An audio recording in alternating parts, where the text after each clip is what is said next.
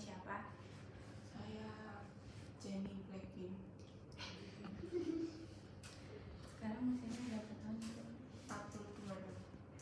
Aku datang ke sini. Alamatnya sekarang dari mana itu? Saya di Jeffers. Untuk kerjaan saya sebagai apa? Saya model. Mantap, pas udah menikah.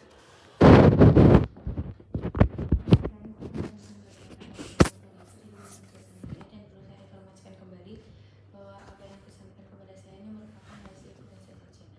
Bapak bersedia? Iya. Jadi Bu datang ke sini dengan keperluan apa?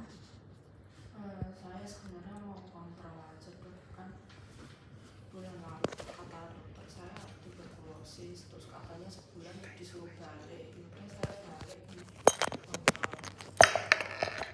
Sebenarnya udah diberi obat itu. Sudah, cuman saya kadang nggak minum, jadi ya kadang ada minum, kadang enggak gitu. Kenapa jarang diminum ya Ibu?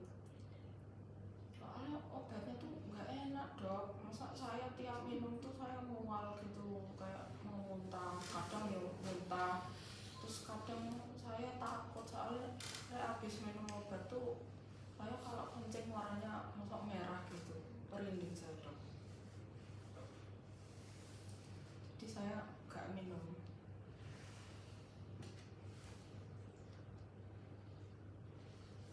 Jadi Ibu jarang minum karena itu ya Ibu.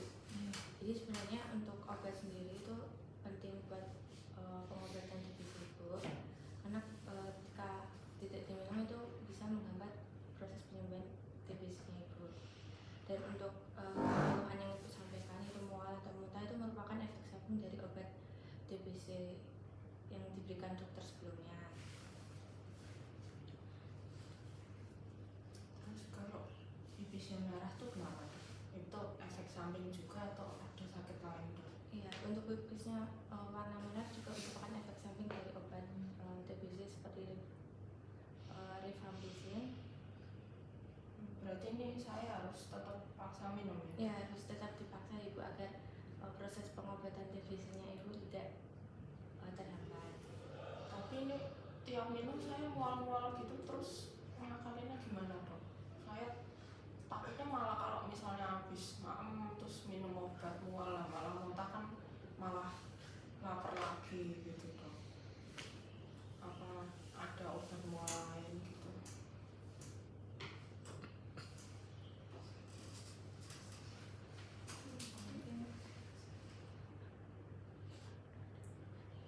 Ada Ibu, mungkin nanti saya akan memberikan obat lain yang bisa membantu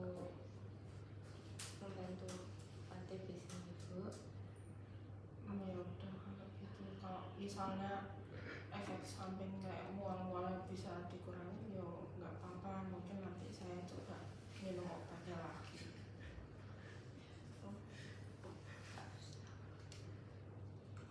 Jika Ibu setuju, Ibu bisa menandatangani persetujuan ini. Tapi kan konseling bukan info konsen. Konselnya nggak usah pakai info. Ini langsung penutupan. Checklistnya kan beda ya. Jadi adik lebih ke arah bagaimana menilai efektivitas dari konseling itu. Artinya misalnya, baik Bu, kan tadi Ibu sudah menyampaikan bahwa dalam selama 1 bulan pengobatan ini Ibu belum secara rutin meminum obat-obatannya karena dengan alasan Ibu merasa mual, kemudian khawatir ya karena pipisnya berwarna merah. Nah ini tadi kan saya sudah menyampaikan Ibu seperti apa sih sebetulnya pentingnya kita harus rutin minum obat ini. Kemudian memang ada efek samping mual yang kita bisa atasi, misalnya Ibu makan dulu sedikit, setelah itu kita beri jeda baru nanti Ibu minum obatnya, itu semoga bisa mengurangi rasa mualnya. Nanti Ibu bisa minum minuman yang hangat tapi jangan teh ya, karena teh itu kadang-kadang malah bisa menyerap efek dari obatnya, jadi dia menghambat reaksi obatnya. Tapi air putih hangat saja Bu misalnya. Kemudian atau Ibu bisa makan roti pisang yang itu bisa menetralisir rasa mual. Nah kalau terkait pipis yang berwarna merah tadi saya juga sudah jelaskan.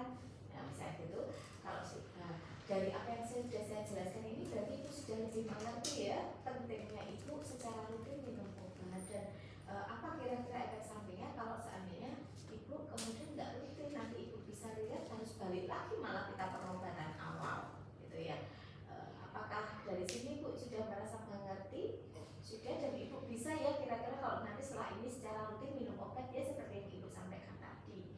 Berarti pertemuan kita kali ini bisa kita simpulkan kalau ibu sudah lebih mengerti tentang apa gunanya obatnya, pentingnya ibu rutin minum obatnya, dan kekhawatiran ibu sudah tidak perlu muncul lagi karena ibu sudah tahu tentang kenapa pipisnya bisa berwarna merah setelah minum obat ini. Begitu ya Bu ya. Jadi kita menilai sendiri, oh ternyata dia udah tahu. Gimana kalau misalnya dia harus pakai dulu ya dok? Berarti ibu nanti sampai saat ini belum merasa belum mengerti, nanti kira-kira mau didiskusikan dulu dengan dokter kalau ada kasus lainnya misalnya. Nanti tapi harapan saya 3 hari ini nanti ibu sudah punya keputusan, sehingga nanti setelah kita rencanakan lagi pertemuan selanjutnya 3 hari lagi, ibu sudah bisa memilih kira-kira mana yang terbaik untuk kondisi ibu. Jadi itu adalah untuk penilaian efektivitas konseling dan menyimpulkan.